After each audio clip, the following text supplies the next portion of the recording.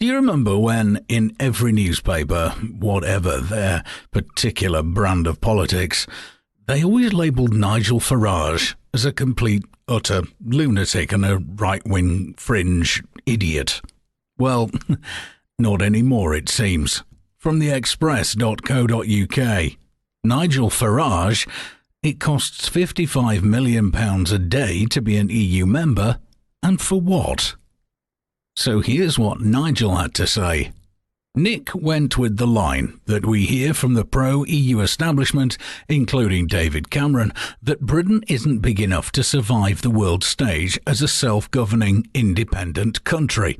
That how could we possibly hope to negotiate our own trade deals?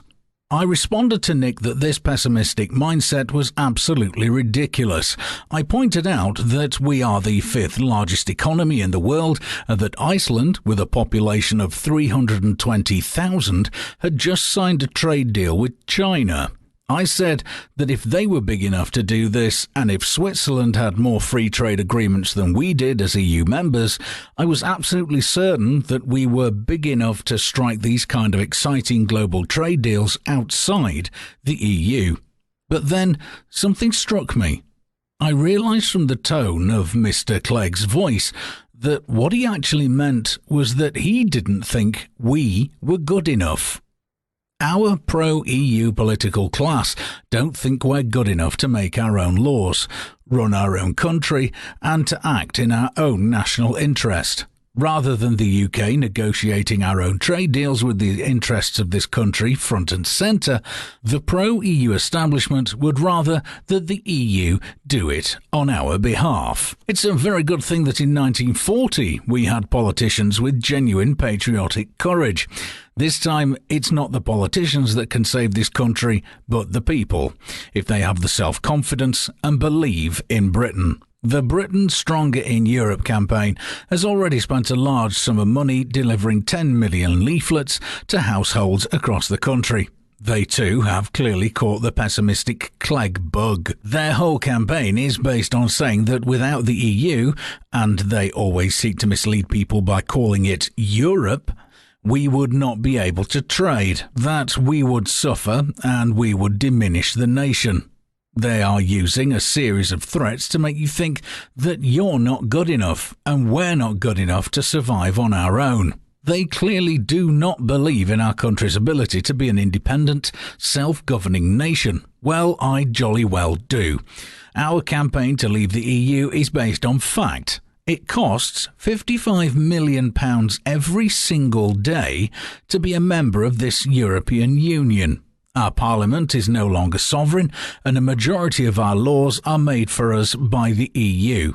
Our own Supreme Court can be overruled by a court in Luxembourg, staffed by people who aren't even proper judges. Immigration into the UK is now running at record levels due to open borders we now share with the entire European Union.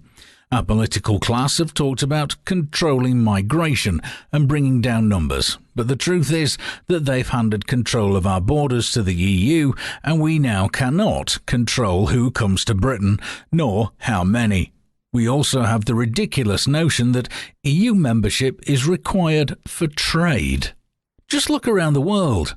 Global trade deals are made. Cooperation between countries goes on all the time without the need for a full political union.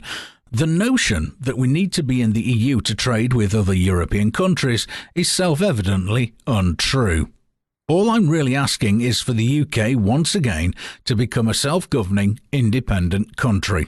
A country that makes its own laws, negotiates its own trade deals, is free to put its own national interests first, and control its own borders. If we vote to remain in this union, we will be helpless to stop the spread of EU legislation that holds back our economic potential and makes life hard for those who run small businesses.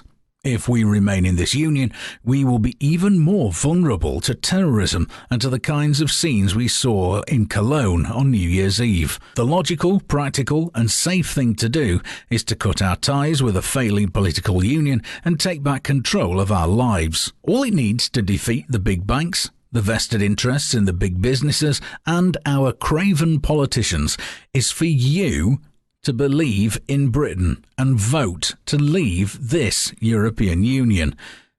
Do you think we're good enough?